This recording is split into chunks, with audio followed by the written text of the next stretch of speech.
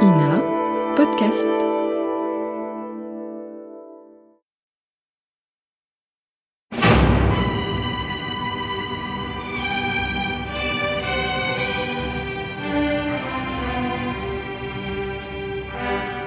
La case de l'oncle Tom ou La vie des nègres en Amérique par Harriet Beecher Stowe. Adaptation radiophonique de Roger Pilaudin.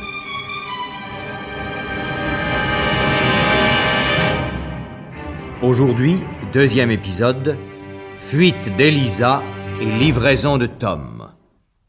Après avoir marché toute la nuit et presque tout un jour, Elisa arriva sur les bords de l'Ohio 1 heure avant le coucher du soleil. Fatiguée, le corps malade, mais l'âme vaillante. Son premier regard avait été pour le fleuve, qui, pareil au Jourdain de la Bible, la séparait du pays de Canaan, la liberté. On était au commencement du printemps. Le fleuve charriait des monceaux de glace. Dans cette partie du Kentucky, le rivage s'avance comme un promontoire au milieu des eaux, si bien que d'énormes blocs de glace étaient retenus au passage et formaient comme un radeau irrégulier et gigantesque sous lequel s'engouffraient les eaux. Le bac ne marche plus.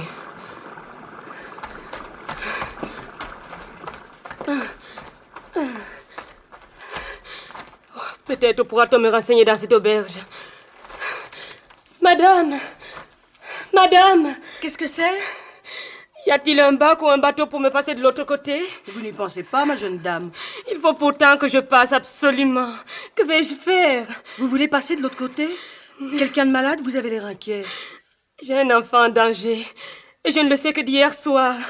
Je suis venue tout d'une traite dans l'espoir de trouver un bac. Vous auriez dû vous renseigner, voyons. Oh, comme c'est regrettable.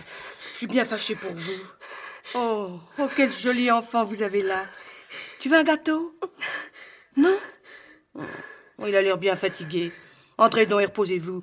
C'est ce que vous avez de mieux à faire si vous ne voulez pas que cet enfant tombe malade lui aussi. Peut-être se présentera-t-il quelqu'un qui pourra vous faire passer de l'autre côté.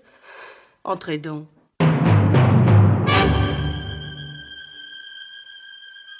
Elisa se trouvait dans l'auberge depuis 1 heure, quand Haley, le marchand qui avait acheté son fils à M. Shelby, et les 2 esclaves de M. Shelby s'y présentèrent. La chambre avait une porte qui donnait sur la rivière. Elle saisit son fils et se précipita vers la rive. Le marchand l'aperçut et se lança à sa poursuite. Au moment où le marchand allait la rejoindre, avec cette puissance que Dieu ne donne qu'aux désespérés, poussant un cri sauvage, Elisa s'élança de la rive et tomba sur le radeau de glace. L'énorme bloc de glace chancela sous son poids, mais sans s'y arrêter une seconde.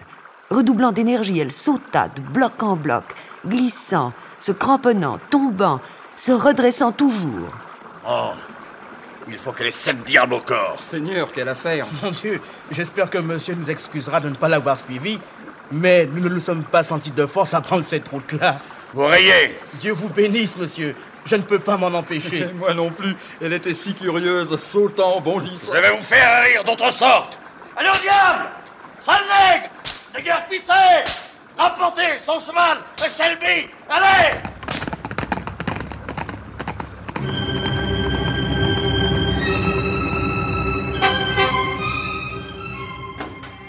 Sam! Enfin, eh bien. Monsieur Haley est resté à la taverne. Il était bien fatigué, madame. Mais Elisa! Elisa, elle a passé le Jourdain. Elle est, comme on dit, dans les terres de Canaan. Que veux-tu dire, Samuel? Lisa a passé l'Ohio miraculeusement, comme si le Seigneur l'avait enlevée dans un char de feu. Sam, dis clairement ce que tu sais. Où est Elisa?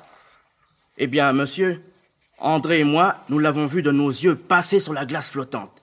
Elle allait que c'était une merveille. Nous avons vu un homme lui tendre les mains de l'autre côté de l'Ohio, et puis elle a disparu dans le brouillard. Samuel ne ment pas. Ce miracle n'est-il pas de ton invention? Non, monsieur. Personne n'aurait fait cela sans le secours de Dieu, c'est sûr. La glace faisait crac, crip, psit, mais Elle bondissait comme une biche. Dieu soit loué, elle n'est pas morte. Et Monsieur Haley n'a rien fait? Voilà comment tout ça s'est passé depuis le début. Monsieur Haley, Andy et moi, nous arrivons à une petite taverne près de la rivière. Je marchais un peu en tête. J'arrive près de la fenêtre de la taverne et je reconnais Elisa. Les deux autres sont sur mes talons. Bon, qu'est-ce que je fais? Je perds mon chapeau comme s'il y avait un coup de vent. Et je pousse un hurlement à réveiller les morts. Aussi, comme M. Haley arriva près de la fenêtre, Elisa n'y était plus. Elle s'échappe par une petite porte sur le côté qui donne sur l'eau. C'est seulement alors que M. Haley la vit et cria. Tous les trois, nous courons après Lisa. Elle arrive au fleuve. Elle s'arrête une seconde. Je pensais, moi, qu'elle était bel et bien perdue et que nous allions la prendre quand soudain, elle pousse un cri comme j'en ai jamais entendu.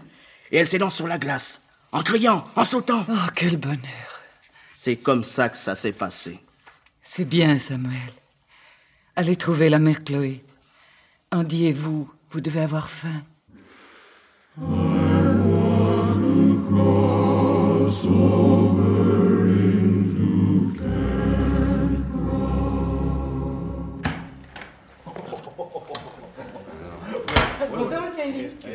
Ma parole, mais c'est ce bandit de Daniel Haley. Haley! Ah, par exemple, Tom Locker, comment ça va? Qu'est-ce qui peut bien vous amener par ici, Ah, Haley? Locker, je suis content de vous voir. Je suis dans un embarras du diable, vous pourrez peut-être m'aider à en sortir. Ah, on peut être sûr que quand Haley est aimable avec les gens, c'est qu'il a besoin d'eux. Qu'est-ce qu'il y a? C'est un de vos amis? Oui, Un c'est associé Mars. peut-être? C'est Mars. Enchanté de faire votre connaissance, monsieur Haley. Voilà. J'ai acheté, pas plus tard qu'hier, un marmot de nègre, et sa mère s'est enfuie avec lui. Ah, c'est très drôle que des choses comme ça arrivent à ce vieux renard de Haley. La mère a réussi à traverser le fleuve et à débarquer de l'autre côté. J'aurais bien voulu voir ça. Et vous avez besoin de nous pour reprendre cette femme? La femme, non. Non, elle est à Shelby. Je n'ai que l'enfant. J'ai eu la bêtise de vouloir l'acheter, ce petit singe. On ne comprendra jamais rien, nos femmes. Ces petits sont pour elles une source d'ennui et on croirait qu'elles seraient enchantées qu'on les en débarrasse. Pas vrai, Locker? Eh bien non. Plus le petit leur cause de mal, plus il est bon à rien et plus elles y tiennent. Tiens, un jour, quand j'étais dans les affaires, j'avais acheté une femme bien tournée, solide. Elle avait un petit bonhomme tout souffreteux, bossu, contrefait, que je me dépêchais de donner à un homme qui espérait pouvoir gagner dessus. Mais vous ne vous imaginez pas comment la mère a pris ça? Oh, si vous l'aviez vu, une vraie furie. Une vraie furie enragée. C'est étrange. On ne comprendra jamais rien aux femmes, pas vrai? Ah, mes négresses ne me jouent pas de ces tours, je vous en réponds. Et comment faites-vous, Locker? Comment je fais? Eh bien, quand j'achète une femme et qu'elle a un enfant que je veux vendre, je m'approche d'elle, je lui mets mon poing sous le nez, je lui dis, tu vois ça? Si tu l'ouvres, il t'écrase la gueule. Je ne veux pas entendre un mot, pas le commencement d'un mot, sinon je t'aplatis la figure, compris? Je lui dis aussi, ton enfant est à moi et pas à toi. Fourre-toi bien ça dans le crâne. Tu n'as plus à t'en occuper. Et je les rends muettes comme des poissons. Et si l'une d'elles s'avise de crier, alors... Eh, ne casse rien, Locker. Monsieur Haley nous met sur la piste d'une bonne affaire, je le sens. Allez, garde ton calme. Voyons, monsieur Haley, cette femme, comment est-elle? Eh bien, blanche, belle, bien élevée. J'en offrais 800 000 $ à Shelby. 1000 $? Tu entends, Locker? Blanche, belle et bien élevée. Et seul l'enfant appartient à monsieur Haley. Eh bien, je crois que nous allons travailler à notre compte. Nous les reprenons. L'enfant, tout naturellement, revient à monsieur Haley, et nous emmenons la mère à la Nouvelle-Orléans. Qu'en dis-tu, Locker? Pas mal. Ah oui, mais avec quoi? est-ce que j'aurais pas ma part de profit? Mais dis donc, ça ne vous suffit pas que nous rattrapions l'enfant? Ah ben, c'est moi qui vous fournis l'occasion. Je mérite quelque chose. 10% sur le bénéfice net, non? Pour qui me prends-tu, Daniel Haley? Penses-tu que Mars et moi nous sommes fait chasseurs d'esclaves pour obliger des gentlemen comme toi? Nous garderons la femme et tu fermeras ta gueule. Nous garderons la femme et l'enfant. Allez, maintenant que tu nous as montré le gibier, il nous appartient, aussi bien qu'à toi. Bon, vous garderez la femme. Combien de temps vous faudra-t-il? Une semaine? Alors donnez-moi un rendez-vous où vous voudrez d'ici une semaine, je ne demande rien de plus. Minute, Haley. Vous allez m'avancer d'abord 50 $ argent sur table. Ou vous ne reverrez jamais l'enfant. Vous me demandez 50 $ lorsque je vous donne l'occasion de faire un bénéfice de 1000 $? Mais nous avons de la besogne pour 5 semaines. Va falloir la quitter pour courir après votre marmot, mais si par hasard, nous ne reprenions pas la mer. C'est que les femmes, c'est le diable à prendre. Vous en savez quelque chose. Qui nous indemniserait alors? Vous? J'en réponds. Eh bien, argent en bas tout de suite. Si l'affaire se fait, je rends les 50 $. Juste, Mars? Sans doute. Des honoraires, en somme. Allez, voici les $50. Ah. Mars, allez-moi la liste pour voir si nous n'oublions rien d'important. Benz, comté de Shelby, le petit Jacques, $300, mort ou vivant. Bon. Edward, Dick et Lucie, mari et femme, $600, mort ou vivant. Bon. Rolly et ses 2 enfants, $600 sur sa tête. Dis, Louker, il faudra mettre Alan et Springer aux trousses de tout cela. Ah non, il nous prendrait trop cher, on verra ça plus tard. Il y en a 3 qui ne donneront pas grand-peine. Il suffirait de tirer dessus ou de jurer qu'on a tiré. Bon, ça ira. Bon, alors occupons-nous donc de vos affaires, monsieur Ellie. Vous dites que vous avez vu la fille débarquer de l'autre côté. Comme je vous vois. Et quelqu'un l'a aidée à gravir l'autre rive? Oui, un homme. Très bien. Elle a donc reçu asile. Où? C'est la question. Il faut passer le fleuve cette nuit, il n'y a pas de doute. Mais il n'y a plus de bateau. Et même le courant charrie de la glace. Non, ça serait trop dangereux. Dangereux ou pas, il faut passer. Diable, il fait nuit noire maintenant. Mais dis tout de suite que tu as peur, Mars. Non, je n'ai pas peur, seulement... Seulement quoi? Si on s'arrête ici un jour ou deux et que la femme arrive aux frontières de Saint-Dusky avant nous, qu'arrive-t-il? Hein? Ah non, on peut pas attendre. Faut passer. Tu vois bien qu'il n'y a pas de bateau. L'aubergiste m'a dit qu'il en viendrait un ce soir et qu'un homme allait passer. Ben, on passera avec lui. Avez-vous de bons chiens? Premier ordre. Bon, ben, à quoi bon? Vous avez quelque chose d'elle à leur faire sentir? Oui, elle a laissé tomber son châle dans sa course, le voici. Une chance.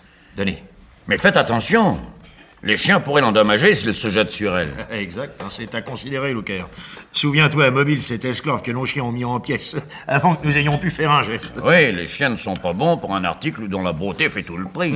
C'est vrai. Et de plus, si elle est entrée dans une maison, les chiens, là encore, seront inutiles. Non, mieux vaut nous en passer, Louker. Allez, allons-y, Marx. Sans les chiens. Il s'agit de ne pas manquer notre homme. Adieu, Haley. Si je les trouve, Haley, je conduirai l'enfant à Cincinnati. Je le laisserai chez Granny Nelcher, au débarcadère. Au revoir.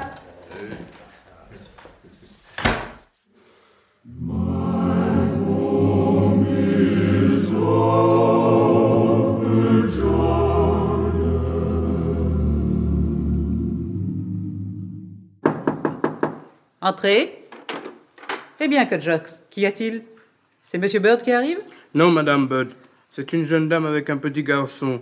Les vêtements de la dame sont tout déchirés, elle n'a pas de souliers, ses jambes sont pleines de sang. Où sont-ils? Dans la cuisine, madame. Elle a demandé à se réchauffer un petit moment, alors on l'a fait entrer. Vous avez bien fait, Kudjox. Suivez-moi.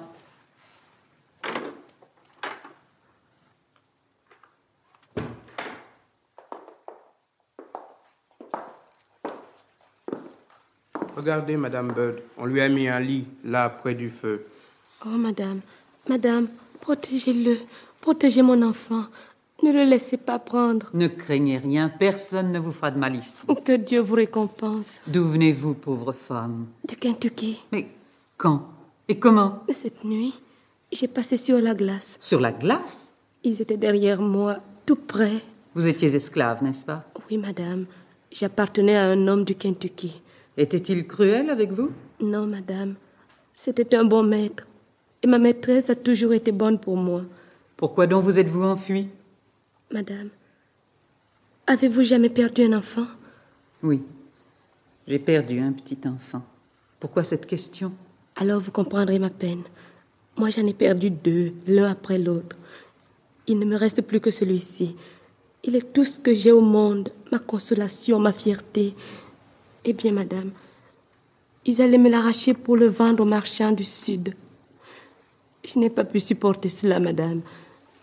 Et quand j'ai su qu'il était vendu, je l'ai pris et je suis partie avec lui pendant la nuit. Ils m'ont donné la chasse, celui qui l'a acheté et les esclaves du maître. Je les sentais, je les entendais, ils me tenaient. J'ai sauté sur les glaces. Comment ai-je passé, je ne sais pas. Un homme m'a aidé à gravir la rive. Il m'a indiqué votre maison. Pauvre femme. Mais vous me disiez que vous aviez un bon maître. Il l'était. Madame aussi. Mais il ne pouvait plus se suffire. Je ne sais pas bien vous expliquer cela. Alors je suis partie. N'avez-vous pas de mari? Oui, mais qui m'appartient à un autre homme. Son maître est très dur avec lui. Il ne voulait plus lui permettre de venir me voir. Il le menaçait de l'envoyer dans le Sud. Dites, madame, est-ce loin le Canada? Bien plus loin que vous ne pensez. Écoutez, nous allons réfléchir à tout cela. Vous, reposez-vous et dormez.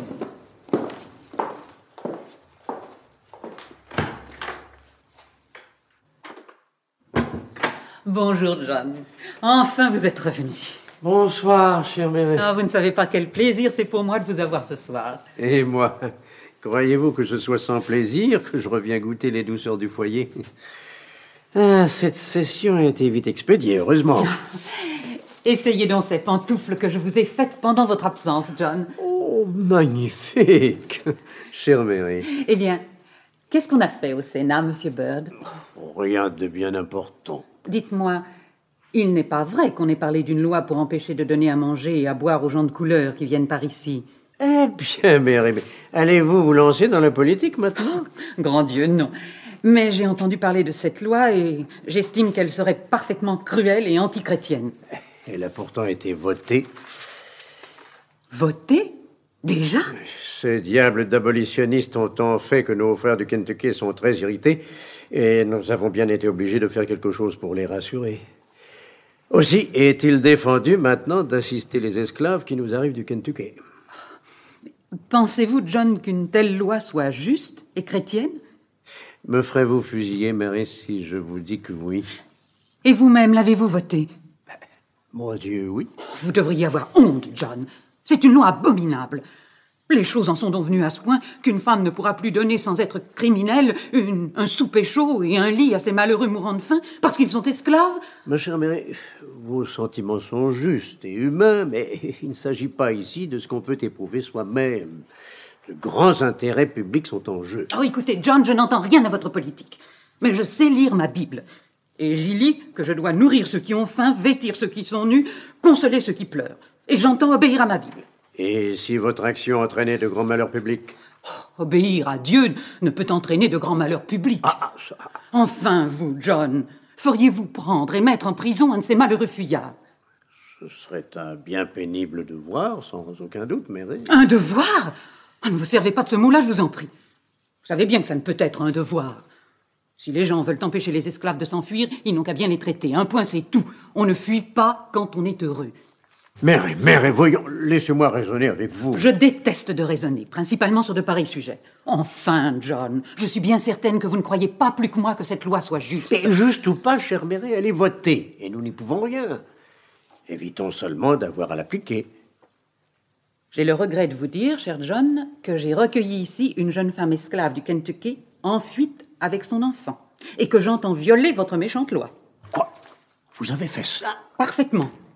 Ils passeront la nuit ici, et demain matin, nous verrons ce qu'il convient de faire pour les aider à gagner le Canada. Ma chère, vous me mettez dans une situation embarrassante. Je viens de passer une semaine au Sénat à faire voter les résolutions les plus sévères contre les esclaves fugitifs, et voici que vous m'obligez à les accueillir et à les assister. Faut, ma chère, que cette femme parte cette nuit même. Oh, c'est impossible, elle est épuisée. Elle a traversé l'Ohio sur les glaces, poursuivie par celui qui a acheté son enfant. Ah, je voudrais que vous voyiez dans quel état elle se trouve. Laissez-la se reposer une nuit. Ah non, cette nuit même. Le marchand peut être sur ses traces dès demain de bonne heure. S'il y avait que la femme, elle pourrait se tenir tranquille jusqu'à ce qu'il fût passé. Mais une armée à pied et à cheval ne pourrait avoir raison de l'enfant.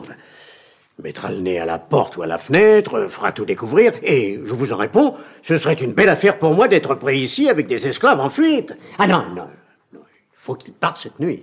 Cette nuit? Mais pour aller où? Où? Je sais bien où. Ah. Si elle veut gagner le Canada, j'ai mon ancien client, vous savez, Van Trump, qui est venu du Kentucky et qui a affranchi tous ses esclaves. Il s'est établi à 7000 d'ici, de l'autre côté du gué. C'est un endroit qu'on ne trouve pas facilement. Elle y serait assez en sûreté. L'ennui, c'est que personne ne saurait y conduire une voiture de nuit, sauf moi. John. Il n'y a pas d'autre solution. Ah, c'est une bien mauvaise besogne que vous allez me faire faire là. Bien mauvaise. Oh, votre cœur est meilleur que votre tête, John. Oh, je le savais. Que Jux attellera tranquillement les chevaux vers minuit, et je l'emmènerai. Pour donner une couleur à la chose, il me conduira à la prochaine taverne pour prendre la voiture de Columbus qui passe dans 3 ou 4 heures. On pensera que je n'ai pris la voiture que pour cela. J'y ai des affaires dont je m'occuperai demain matin. À la grâce de Dieu.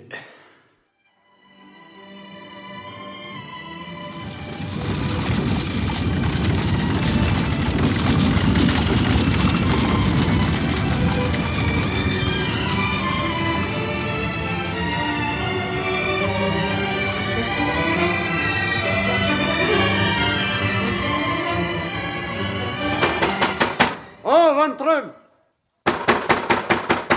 John, c'est John! C'est vous, monsieur Burr? Oui? À cette heure de la nuit? Que se passe-t-il, monsieur Bird? Salut, Van Trump. Dites-moi, êtes-vous homme à donner asile à une pauvre femme et à un enfant que poursuivent les chasseurs d'esclaves? Je crois que oui. Je le savais. Qu'ils viennent ici, ils seront reçus. J'ai 6 fils, chacun 6 pieds de haut et le double de fusil. Si vous les rencontrez, monsieur Bird, faites-leur tous mes compliments et dites-leur qu'ils ne se gênent pas, qu'ils viennent quand ils voudront. Vous n'avez plus rien à craindre, ma fille. Vous allez entrer là et vous coucher, hein? Dormez sur vos 2 oreilles.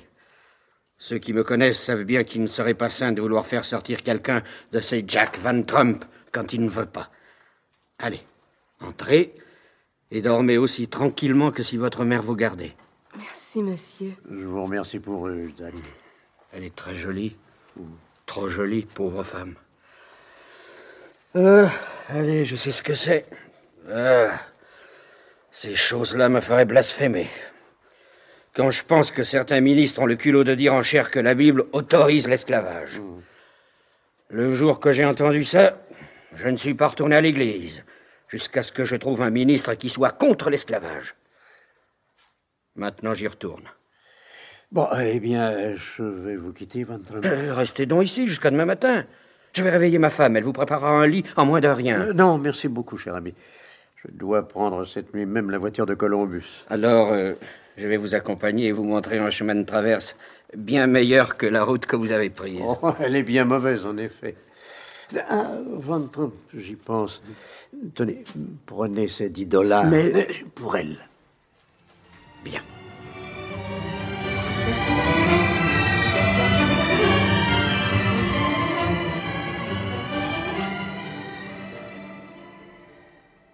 Le lendemain matin, dans la case de l'oncle Tom, le visage reflétait la tristesse des cœurs. On attendait que le marchand Haley vienne prendre possession du père Tom. Celui-ci était assis, sa Bible ouverte sur ses genoux, à côté de Chloé, qui repassait avec un soin minutieux le linge de l'oncle Tom. Les enfants dormaient encore. C'est la dernière fois. Mon Dieu! Allons, allons, ne pleure pas, Chloé. Tu vas réveiller les enfants. Je sais qu'il faut se résigner, Tom, mais je peux pas. Si je savais où tu vas, comment on te traitera. Madame dit bien qu'elle fera tout pour te racheter d'ici 1 an ou 2. Mais ceux qui descendent vers les sites ne remontent jamais, Tom. On les tue. Je sais bien comment on les traite dans les plantations. Ce sera là-bas le même Dieu qu'ici, Chloé. Oui, mais j'ai peur de ne pas trouver beaucoup de consolation de ce côté. Je suis dans les mains du Seigneur, Chloé.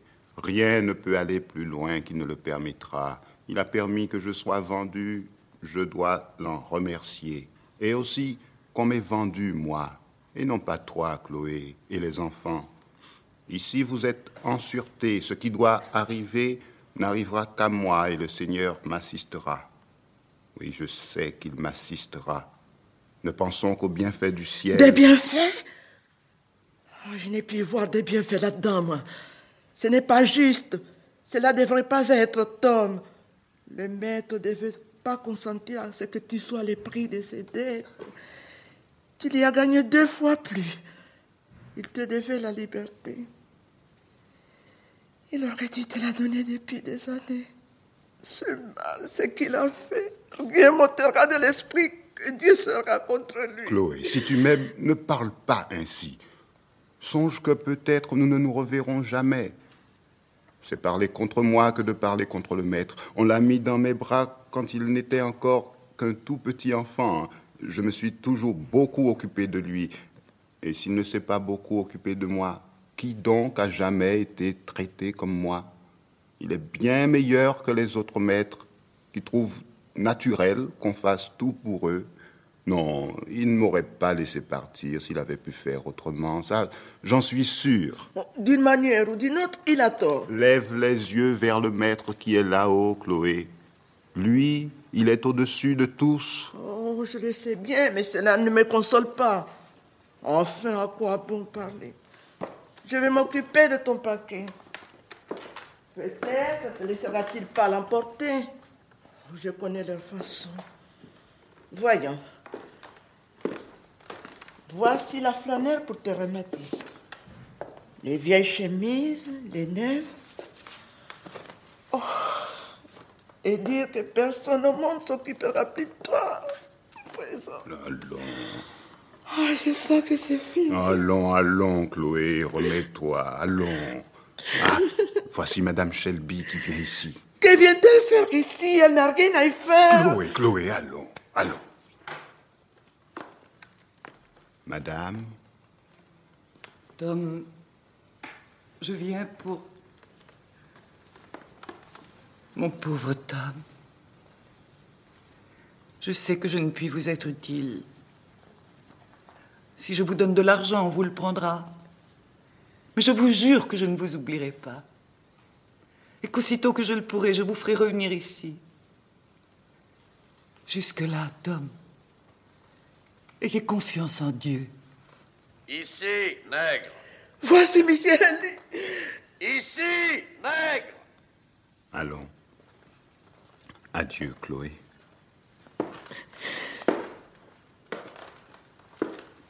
Tom!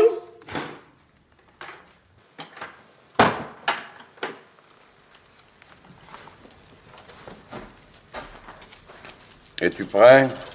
Je suis prêt, monsieur. Madame Shelby, votre serviteur. Monte dans la voiture, Tom. Attends, donne tes chevilles. Mais faire! Je vous assure, monsieur Haley, que c'est une précaution bien inutile. N'en sais rien, madame. J'ai perdu ici même un esclave de 500 $. Je ne veux pas courir de nouveaux risques. Voilà. Madame Shelby, dites à monsieur Georges combien je regrette de ne pas lui avoir dit adieu. Mon Dieu, quand il saura... Il doit rentrer aujourd'hui. Vous lui exprimerez toute mon affection. Allez, en route.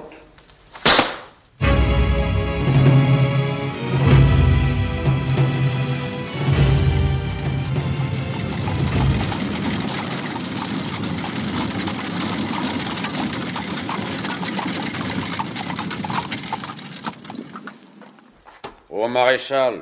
Oh! Arrange-moi ces menottes, elles sont un peu trop petites pour lui. Hein? Mais c'est le Tom à Shelby? C'est pas qu'il l'aurait vendu. Ben si, il l'a vendu, la preuve. Oh, est-ce possible? Lui? Qui aurait cru ça? Oh, vous n'avez pas besoin de l'enchaîner, c'est la meilleure des créatures. Je sais, on n'arrête pas de me seriner les oreilles avec sa bonté, mais justement, ce sont les bons qui cherchent à s'enfuir. Les brutes se laissent mener où on veut. Pourvu qu'ils soient bien nourris, ils s'inquiètent pas du reste. Mais je vous dis, Hailey, que vous n'avez pas de crainte à avoir avec Tom. Allez, il n'est pas à plaindre. J'ai promis de bien le traiter, vous en faites pas pour lui. Je vais le placer dans quelque bonne vieille famille où il sera aussi heureux qu'un nègre puisse le désirer. Et il laisse derrière lui sa femme et ses enfants. Et il en prendra une autre et il lui fera des enfants tant qu'il voudra. Voici un cavalier bien pressé. N'est-ce pas George Shelby? Ah, encore des pleurnicheries en perspective. Alors, ces menottes seront bientôt arrangées? Ouais, voilà.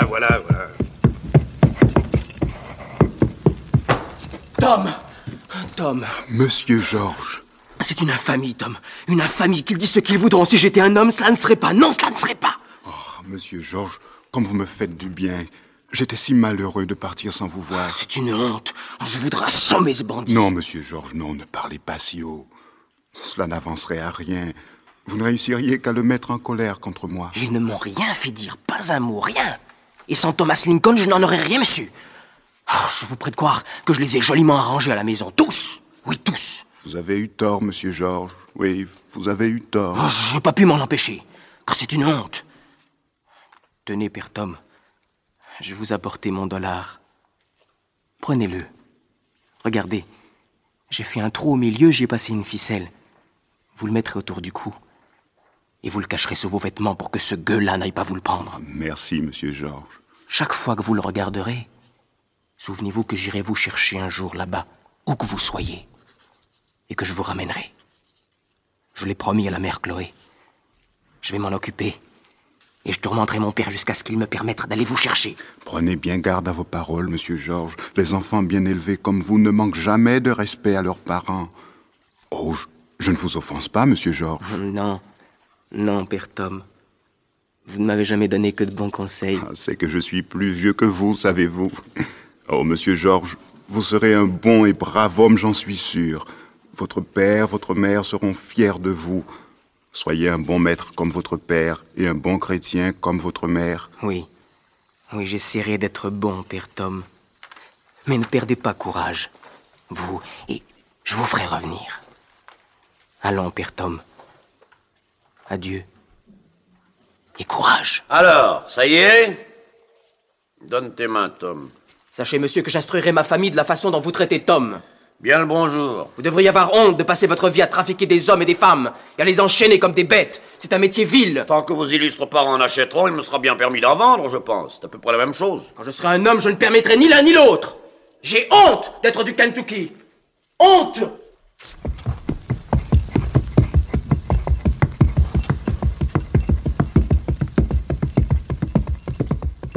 Adieu, monsieur Georges. Le Kentucky n'en a guère qui vous vaille.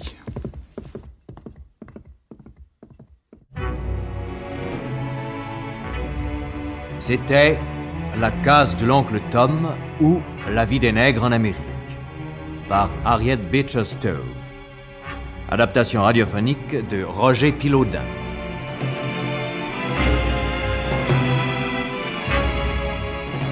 Aujourd'hui, 2e épisode, avec le concours de Nathalie Nerval, Harriet Beecher Stowe, François Darbon Halley, Théo Légitimus Samuel, Georges Hilarion André, Marcel Lupovici Tom Loker, Jean Gras Marx, Jacques Pertier Shelby, Victor Légitimus Kudjaks, Luciana John Bird, Gaëtan Georges Van Trump, Michel Puterflamme Le Maréchal, Guy Bousquet Georges Shelby, Lydia Évandé Elisa, Geneviève Morel l'hôtesse, Jacqueline Moran Madame Shelby, Paula de Helly Madame Bird, Darling Légitimus Chloé et l'oncle Tom Robert Liensol. Bruitage Robert Maufra, chef opérateur du son Jean-Just Forgue, collaboration technique Claude Oberlé, assistante Suzanne David. Réalisation Henri Soubéran.